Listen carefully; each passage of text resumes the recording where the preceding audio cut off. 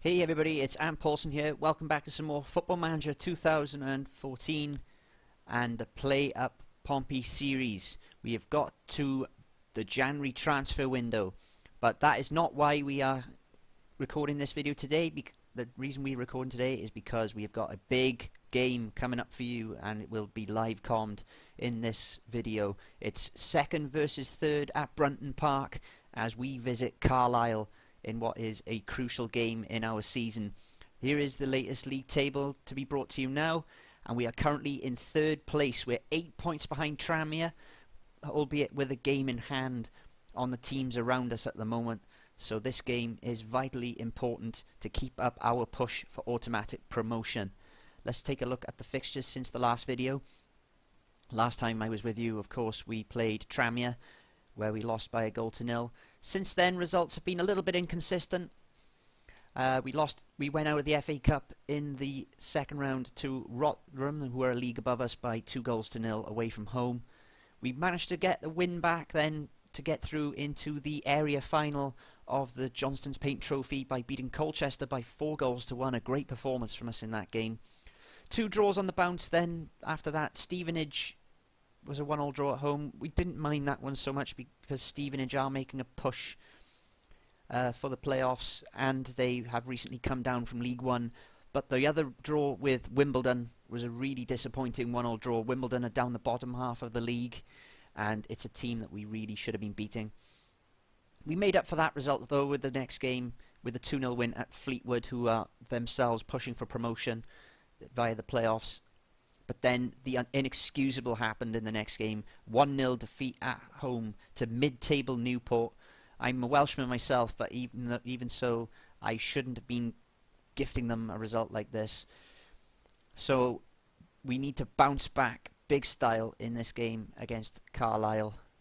And we're going to go to the match, the team selection now. And there's also FA Cup Round 3 day, which we are not part of, obviously, because Rotherham knocked us out in the third round. Just out of curiosity, let's see who we could have been playing today if we had managed to get through into the draw. Look at that. That's the ultimate irony. It would have been an away trip to my hometown club, Swansea City. That is unbelievable. Unbelievable irony. But never mind. We don't have to worry too much about that now. We can focus on the Carlisle game. Let me just quickly check something. I want to check if the team lineup is staying as it was. I can't remember if I've made any modifications to it or not. I haven't, so okay, that's fine. So we're going to do the team now. We're going to swap it around a bit. Okay, so we're going to change around the defence first of all. That is one important thing. We're going to put Bradley and Gimpel in centre defence with Chorley on the bench. Yasin can go back in at right back. He was a bit tired last game. Nicky Shorey's a little bit tired as well, so we're going to give his place to Marcus Painter, a rest start for him. Jenkins can continue in CDM. Fogden's a little bit tired. Luckily, we've got Ricky Holmes back from injury and now back into fitness for the first time, so he can make a start in the team. Terry Racon can remain on the bench. Fogden can have a bit of a rest. Andy Barcham can be promoted to the bench.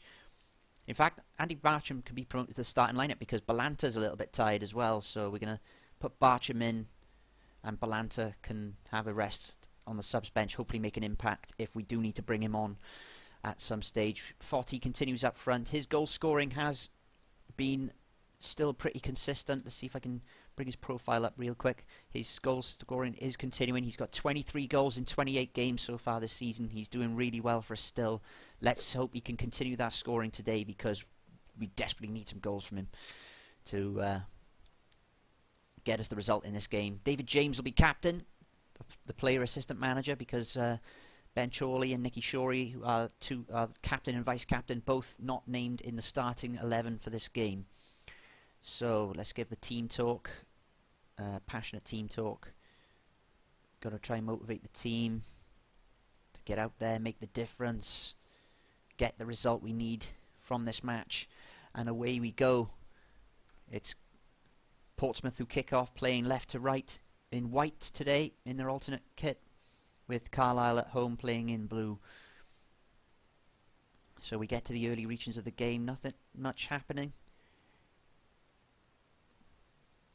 And it's still, as we approach 20 minutes, 0-0, but we got a highlight as Andrade now has the ball inside to Ferry. That's a poor pass. Painter didn't even commit to the ball. Painter has made a big mistake there. A move with a poor pass though, and Portsmouth have possession back. Holmes with possession, trying to run at the Carlisle defence. That's a good ball, and Ferry's hit the post via a touch from the goalkeeper, and Andrade concedes the goal kick. There was a great chance, but it remains 0-0. We've got the first yellow card of the game as well. It's gone to a Carlisle player. Let's quickly check who the book player is. It is Prince Buaben who's in the book. As we are approaching half-time, we come towards the last 5 minutes of the first half. It's a free kick though. Holmes gets it down. It's fallen for Jenkins, who scores! And Portsmouth have the lead away from home in a crucial game. It's Ross Jenkins with only his second goal of the season for the club. And Chris Chandler gets a yellow card for Carlisle. But Portsmouth are going to go into the half-time break with a 1-0 advantage away from home. It's a big, big goal. But now it's the job of the Portsmouth players to hang on to the result. They seem to be up for the second half, but can they get the job done? Carlisle kick off the second half. Looks like Simon Ferry's not going to last much longer. He's picked up a knock in the first half. As we approach the hour mark, but there's a highlight and Carlisle have the ball with Noble in the midfield. Forced back to Buaben, back to Noble, out to Robson, who's been given some room on the left. Good ball by Robson towards Miller, and Gimpel's brought him down in the box. It's a penalty to Carlisle. It's a needless foul for Gimpel to be giving away, and Robson picks up the ball to try and level proceedings for Carlisle, and he's booted it down the middle. David James should be saving that, but it's gone straight through him, and Carlisle are level at 1 apiece. Poor goal to concede for David James, and now the response will have to come from the substitutes bench, from the manager. And in fact that is going to be Gimpel's last action. His poor performance has led to him being substituted to be replaced by Ben Chorley. Ferry's game is over as well. He had a knock, as we said, from the first half. Terry Racon comes on in his place. We may yet use more substitutes very shortly, but we're in the 69th minute. Ha ha ha. And there's a highlight, but it's a poor ball from the midfield, and Cadamarteri coming forward. I didn't see if that was Danny Cadamarteri. His ball in though is claimed easily at the front post by David James. Thrown out to Marcus Painter. Ball towards Barcham. Holmes with possession. Good switch wide to Andrade, and he did get tackled, but Yassin picks up possession, but he holds it too long, and that's poor play from Yassin. That's a good ball from Noble. Robson's in behind Yassin. Chance here, straight at David James, who has to palm out for a corner. Carlisle are on the front foot here in the second half. Taylor with the corner. Headed back in. Racon with the clearance. Yassin can try and counter here for Portsmouth. Fotty in possession now. Looks for the through ball for Holmes. It's going to go out for a goal kick. It's a poor ball with nothing untoward. And the final substitution, it's going to be Angelo Balanta for Portsmouth to replace Andy Barcham, who's been ineffective in this game. Buaben is tackled by Holmes though. Fotty through to Bruno Andrade. Chance here. Good save by Gillespie. Andrade picks it up again. Forced it back to Yassin, who's tackled. Taylor can try and bring it forward. Yassin wins the ball back, as the substitution has gone through, but Yassin is off injured. All three substitutes have been used by Portsmouth. This has put the manager in a very precarious situation. Has he got anyone who can play in that right back slot? I doubt that he has, if I'm honest with you.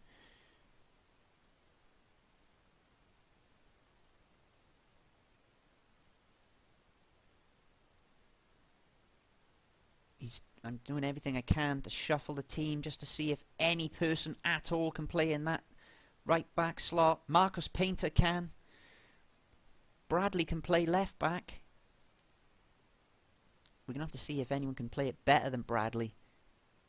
Because if they can, then it would be appreciated to at least keep some shape within the team. I doubt it though. I think it's going to have to be Bradley at left back. But then who's going to partner Chorley at centre back? All these problems being presented by this injury with all 3 substitutions used.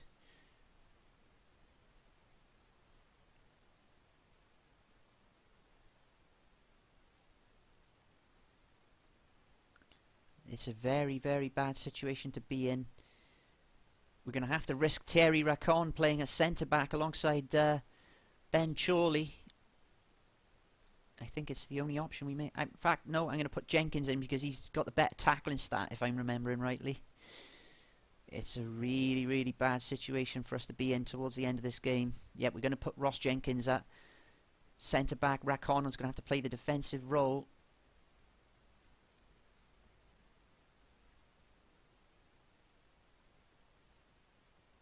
Andrade can't play centre mid. Holmes is the best person to play centre midfield, so we're going to have to go along with that.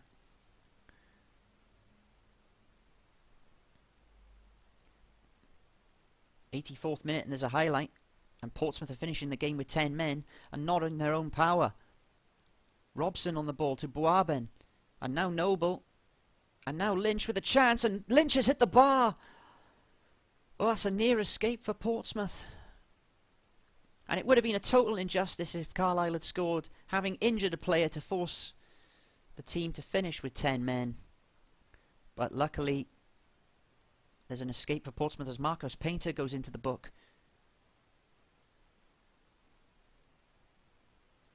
And what has happened there? David James has made a howler. Robson has scored the free kick. And if you could see me on a face cam, you'd see my head is in my hands. It's totally unbelievable. The full-time whistle goes. Carlisle have beaten Portsmouth by 2-1. And I can't really criticise the team in any kind of way, because it's not their fault. Stevenage have beaten Exeter, so we're back into the playoff places. Oh, it's a really, really disappointing match. I'm absolutely gutted, if I'm honest, guys. Because with Ross Jenkins scoring that goal, I thought we can see this game out. And substitutions I made they were necessary changes as well, which makes it all the worse. And I just hope the morale of the players doesn't drop and we don't blow this really good chance of going up into League One in the first season. Oh, I'm sorry guys, I'm just really disappointed, but I'm going to end the episode there. Hopefully we can pick this up. We're down to 4th, as you can see. We've still got the game in hand on Stevenage, so we can move back into the automatic spots. But it's a really heartbreaking result to take. But thank you very much, guys. If you enjoyed the video, please leave a like. I do appreciate it. Take care, and I will see you next time. Bye-bye for now.